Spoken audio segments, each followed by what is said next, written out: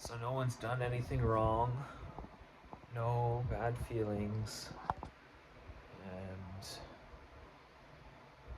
if someone has done stuff to help this whole thing that Christian is, then that's good. That is good. That is good, good, good. And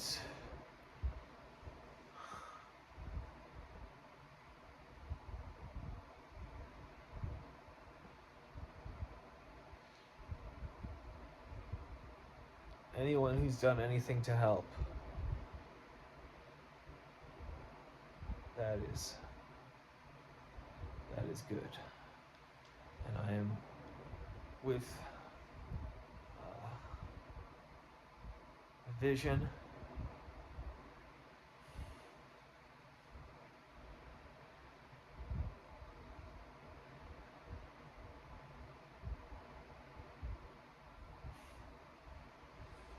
Christian 21, Ceylon, Thor, the one who's with his balance, making everything go. And that is a perfect example of what we will all be like once we are healed.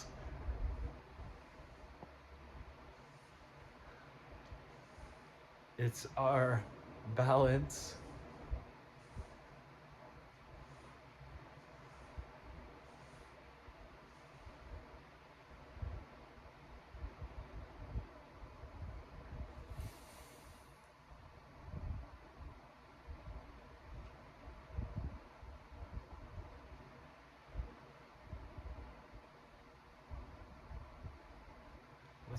within our own beings.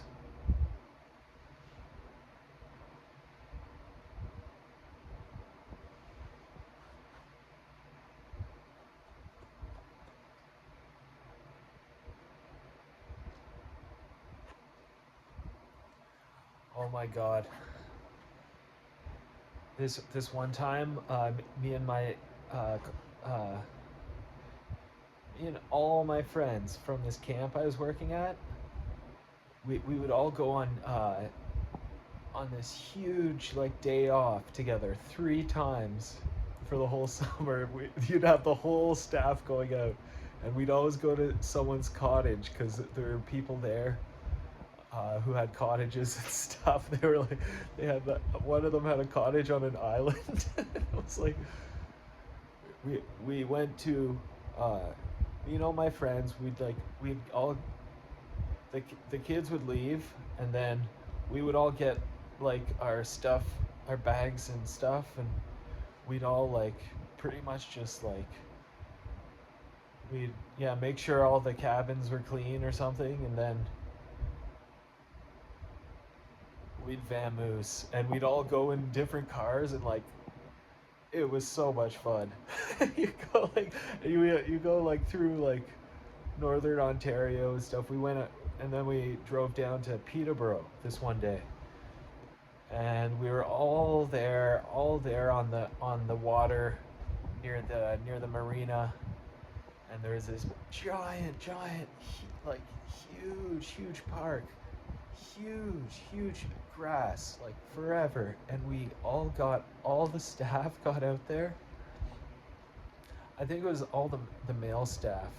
We had a serious game of frisbee. It wasn't ultimate. It was Mac line. So if you ever played Mac line, there's like one person on one end of the pitch and another over here, and they're the throwers, and they're usually like the best like athletes. Like we had like Ben Liston and Dahmers, and they were throwing to each other, and we were all in between them in a big giant line. And the goal was to hit the frisbee as it came by, like whack it just right so it kept going. And Buddy at the end, the thrower would catch it, and that was boom, you made it out onto the next round. It was so much fun.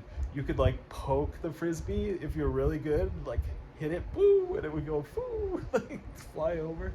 So much fun. You could like swipe it, like boo, just give it a little like touch, like boo, and it was so much fun. And I made it to the final round, and it was I was in the final round with Grant Wren, who was like like the best like athlete, and he was so good, and we played, and it was such a good game.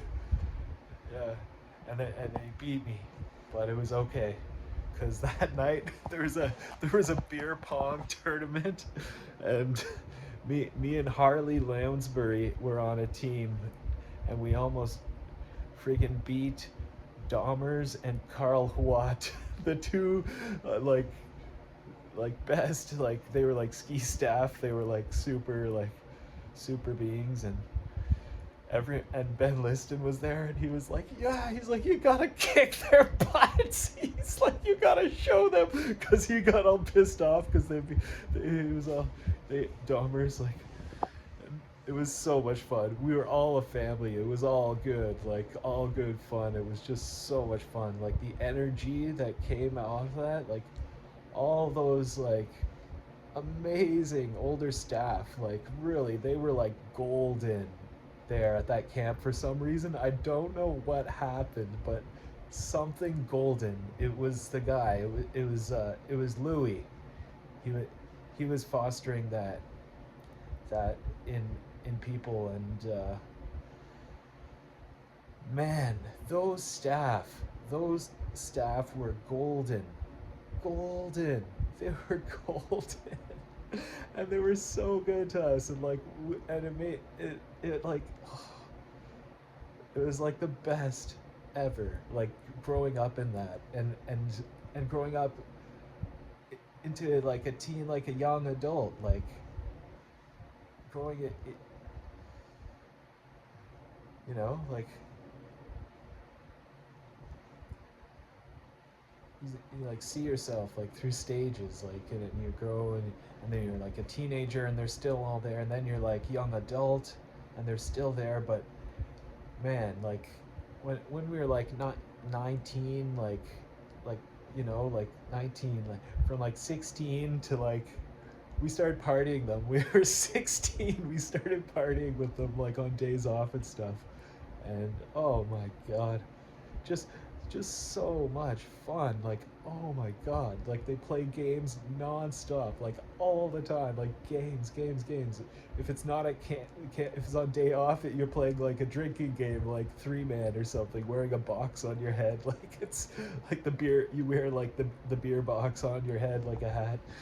Something like just like such good energy, like people, like God, people. And they would always have a New Year's party on New Year's, and the whole camp would get together in like Hamilton or something. Like we would all go out there, like get out there, like take a 7-hour ride, and then another 2-hour ride, like bus ride, like and they would always just like be so nice to us and stuff, and like it they made like Christmas cards every year, and they'd take a picture, and they'd all be there, and they'd write like special messages and stuff, like. And yeah, every year at the banquet for the staff, at the end they would give out paper plate awards, and it'd be like a picture on a paper plate, and it would always be something really embarrassing for the staff, for the one they're giving it to. or something like really really funny or something like really really hilarious like that happens, and and they were all gold because so much stuff would happen, and like it was just so funny. Like you'd hear all these stories, people coming back from their days off, like just like it was like an explosion of like positive like good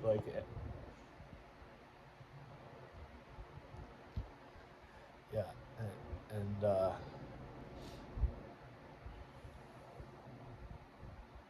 that was what it was all about, was your daily life routine. You'd wake up, everyone would wake up, you'd all walk down together to the flagpole. The girl unit would all be there in a big giant circle. You know, like you'd sing a song, and like, you know, you do the fashion find and the stuff, and like you'd see a funny skit from the cabin of the day. They'd always put on a really good skit. Then everyone go to breakfast, have a really good breakfast, and then you go back to your cabin, get ready for the day, get your swimming trunks. Usually you go lot of swimming every morning. You'd have to go swimming in like August. It'd be cold, but you still go.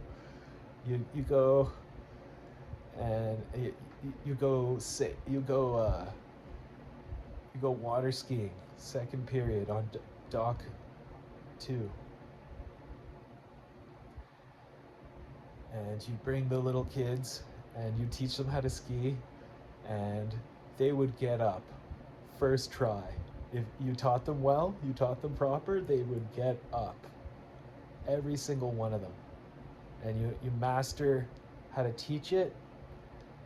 You just tell them to stay in a strong ball, knees bent up to your chest, arms around your knees, stay in that strong ball, and the boat's gonna pull you up. And once you start getting up onto the water, then you can slowly come out of your ball, slowly into your upright, knees bent, arms straight, head up position, and you stay like that.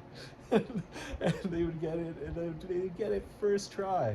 I got an entire cabin of little girls, 7 years old, like like so small, like, and they would all get up. We get them up. I mastered it like perfectly.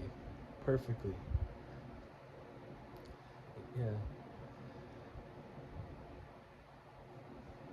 And then after you have like an like entire cabin of girls, they're all like so like just totally like jazzed about having gotten up on skis and gone skiing around the whole lake. And you take them for 2 laps, and they're like these little like tiny little girls, and they go over like the huge wave, and they'd be so small, they'd be like that big, going over this giant like wave from the boat, because you have to go slow for them, right? So they go woo over the wave, and you can see in their face, they're concentrating so hard, they're like they're like, oh, they get up over it, and then they come back down in behind the boat, and they're like, yeah. They're like, yeah. Yeah.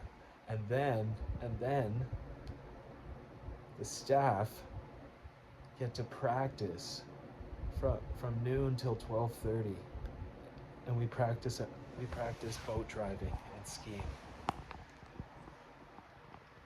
and it's awesome. Because I teach the boat drivers, teach them how to drive really good, and especially how to drive good for the slalom ski. I teach them that like right away. I'm like, gotta get this right away, because I want to go skiing on this boat. So we gotta get this, and we get it right away. And they take me for a quick rip before lunch.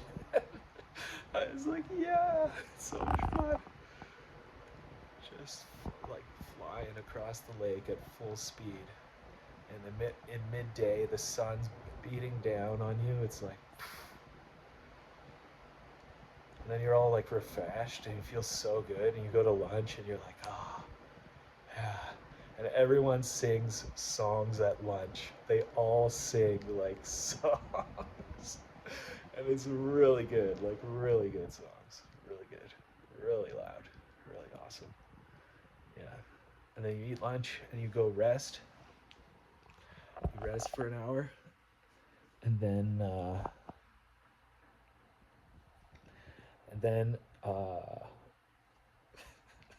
I gotta shampoo my hair today.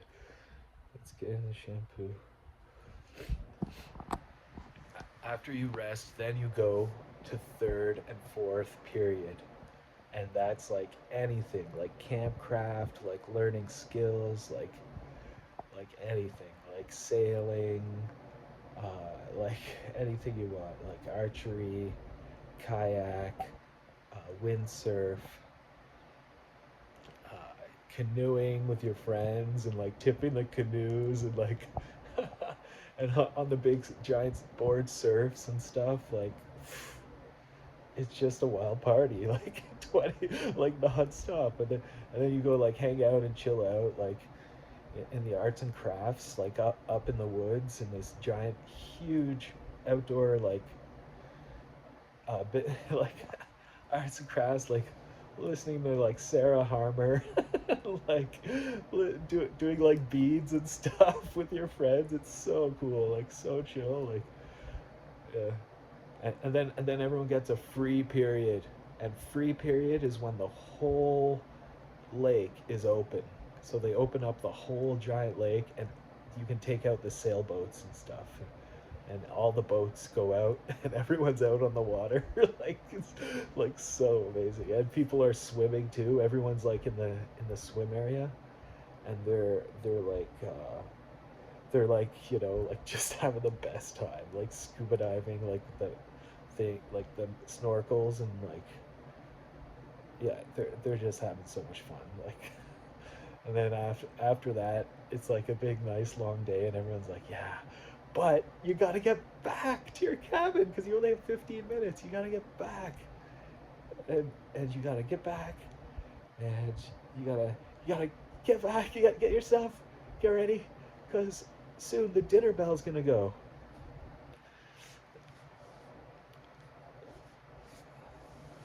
And then the 5-minute bell goes, and you have like a 10-minute walk back into main camp with your friends, and you're like, "Yeah," and you show up,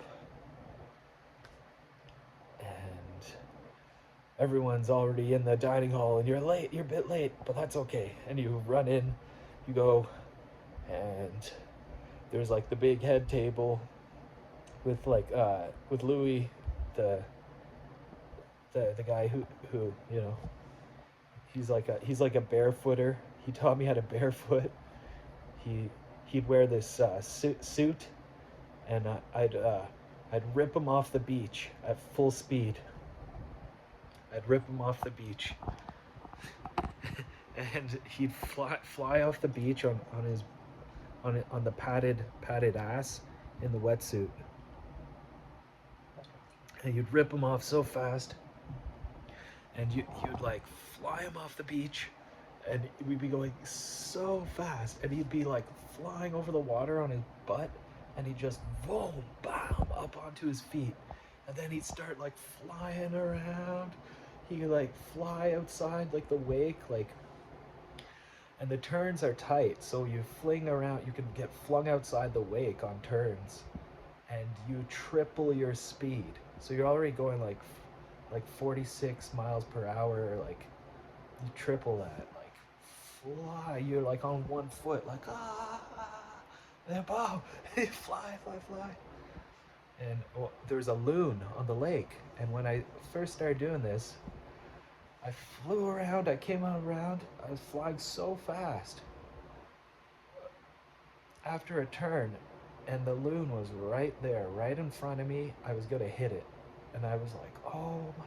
And the loon, boom, like lightning, popped down, and it made a little wave, and I flew over the wave on my feet, like, and yeah, that was good. So the loon is okay, and he's still okay to this day. But that's wild. That yeah, that we used to water ski like that, and the loon must have known like what to do, and yeah, we never hit the loon, so that's good. That would be the worst day in camp ever if Harvey, the loon, got hurt. That would be like the worst ever. And Louis, the guy who made the camp, he knew how to like make things really good. Like uh like on Sundays we would all hike out to this giant rock that overlooked the lake, and you'd usually hear the loon out on the lake in the mornings, and he'd be out there, and we'd all like go and just gather, and we'd all have different cabins go up, and they would do a little skit or a song, something nice, and about friends and like friendship, and like grateful for like like so nice, like so like and they'd be all calm. And on Sundays, uh, during a session on the Sunday during a session, there's 4 sessions, and there's a lake swim, a big giant lake swim after Reflections, and we'd walk all the way back from Reflections all the way back into main camp, and we go to the beach, and people would swim. They do the junior and the senior lake swim. All the staff would go in boats so they could lifeguard. So you had like 60 staff and like 20 JRCs out there,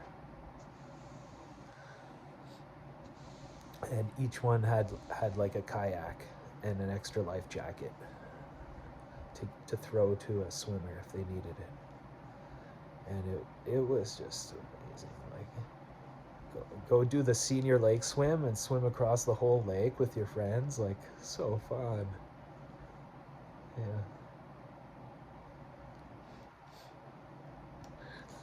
It'd always be like some girl on the swim team or something who would win. She'd even kick all the counselors' asses. She'd be like, yeah, she was a good swimmer.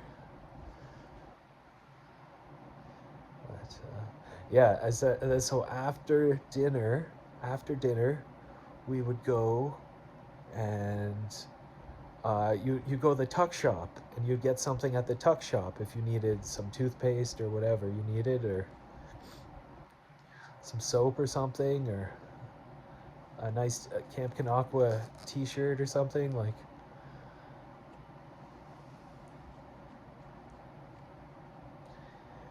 And that would only happen every second day. You get tuck, and it was usually you get a candy bar or something. And then you'd hang out with your friends after around main camp. Spy Recourt was bopping at that hour. Like, oh my god, it was always like the 11, 12-year old boys who would always be like, they would take over the Spy Recourt, and they would be there all the time, and they were so damn good. They were really good at it, but it was fun. Like, staff would play too. It was really fun. Yeah. It was like ping pong and tennis, like wiffle ball. Yeah, so you play on a smaller court. And they had 2 courts going, and they'd have tournaments like all the time happening, and it was just so much fun. Oh my god, so much fun. But that wasn't it. Like, you could go anywhere. You could go around, walk around. There's a giant, huge soccer thing. People be out there. Like, yeah, you could play frisbee, or like, they, yeah, most of the time, a lot of the time after dinner, like, some of the staff would get together, like on a really nice night, the sun would come down, and like we'd all get together, and we would get the ultimate discs, the 178-gram discs, the ones they use for ultimate, and we would play on a specially made frisbee golf course that went through the entire main camp, and it was so freaking amazing. It was amazing. You'd play with tree trunks. So you try and hit the tree trunk, and there's a big number on it. So you played 10 holes, and it was so good. Like, it was the most beautifully designed frisbee golf course for some reason. It was well thought out, and it had all the different things, like the big long ones, and like the short ones, and like the ones you had to put curve. So cool. And it was just a real pleasure. Like, don't you, like, a real, like, it was just like every moment was like so well thought out and well, like, planned. Everything was there. You had all the facilities. Like, you had everything you needed. You had your friends. You had the leadership from the top coming down into the staff and making all of them really happy and just really feel good and like loved and everything. And then like the whole staff was like buzzing, like just buzzing all the time. Like, and that made for the most unforgettable experience of a lifetime for the kids. Like, they would have so much fun by the end. Like, they were just like they were just like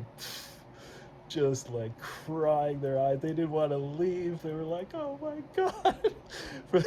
It happened for like the first week. They'd have to get into it, but after that first week, that second week was just boom. It was just like so amazing, and always by the end campfire, like, everyone is so happy to be together, and we're all like really happy to be there together. It's a really good feeling that was created through that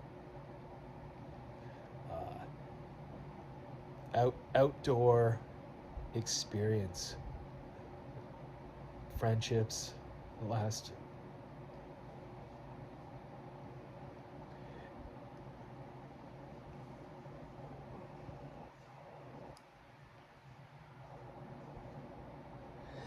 And it was cultivated over like a couple decades, so we really had time. He had time to like make every little thing good and work well and smooth between everyone. It was working well. It was like a very like balanced day. You would have the highs, and you'd come down, and then it'd always be a new thing happening. It was always new, something new, always something to look forward to, and it kept everyone just buzzing. Like, just like, we'd have like Indian council nights, like twice a summer we would do it, and the Cree tribe and the Ojibwe tribe, those were the two tribes in the camp, and staff were either or, and we'd play like a running game every second night for evening program.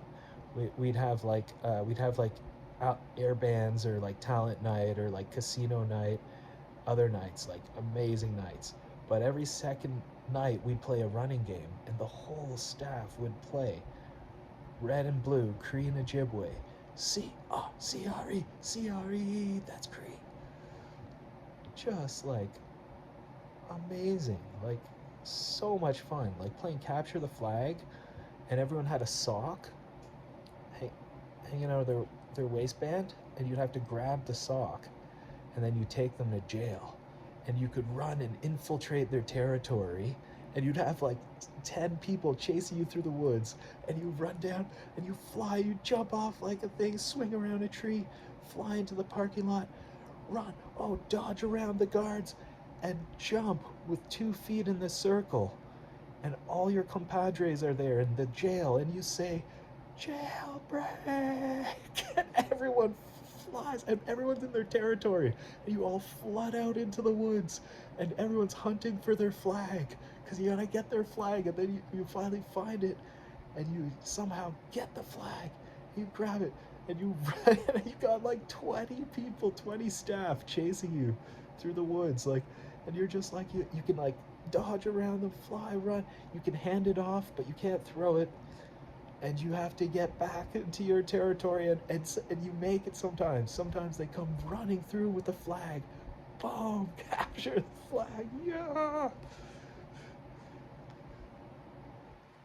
It's so hard though because they're really good. Like the staff are all really fast, and they just run you down, and they can like snatch your thing, and then you're off to jail again. So it's tricky to play that game. You gotta be really fast, really fast. You gotta go really fast. You gotta have someone to just be waiting there, and you're gonna hand it off, and then boom, or do a little trick, switch around, run around a building, pass it to that guy, boom, run, run, run, and the whole camp. As soon as the flag, someone has a flag, it's like the whole camp is chasing you. They're all chasing you with the flag. You're like, yeah.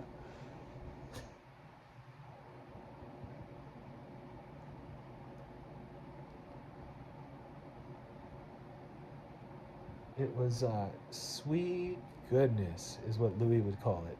He'd be like, helping a friend. He's like, sweet goodness. He's like getting together with your friends at the campfire and learning a new skill. He's like, oh, he's like just hanging out. He's like by the fire, like making like macaroni and cheese with your friends. He's like sweet goodness. He's like sweet goodness. He's like, yeah.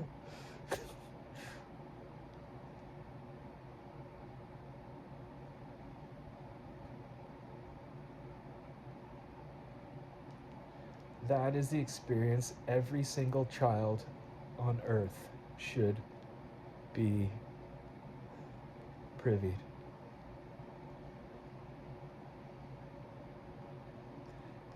Every single child on earth should have that camp experience from that camp. From that camp. That was the camp. I've been to many. That was the one. I was there for the longest too. I was there 10 years. And that is something special was there. Something very special was happening there. And I want to give that, pass it on, and Louis called it a ripple. He said it's the ripple effect, and he was the big ripple. He was the one that changed all those lives, all those lives. He'd always take staff out, like all the time. He would take us out during May and June. When we came to help in May and June, like there'd be like 15, 20 staff there, May and June, getting everything ready. That was fun too. That was fun. And he'd always be there. Like you'd be working with him and like Dan and Al, and like, oh, just so great. Like you get the weekends off, you go hang out with your friends at their cottage on the weekend. Like, yeah.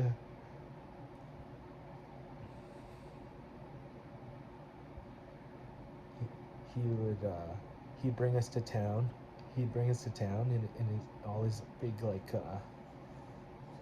he had a whole bunch of vehicles there, giant vehicles, like Suburbans, these old Suburbans, and like really fancy cars, and these old cars from like the 70s, like muscle cars. He'd bring everyone out like to town and bring us all to like Tim Hortons and like get us like ice cream or whatever, like get us like he'd bring us.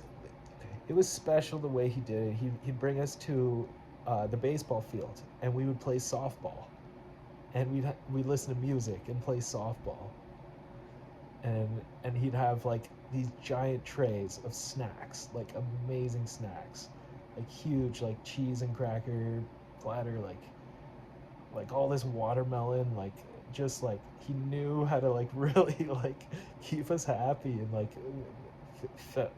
feeling like we really loved and appreciated. And that just made the whole thing go. That made everything just go.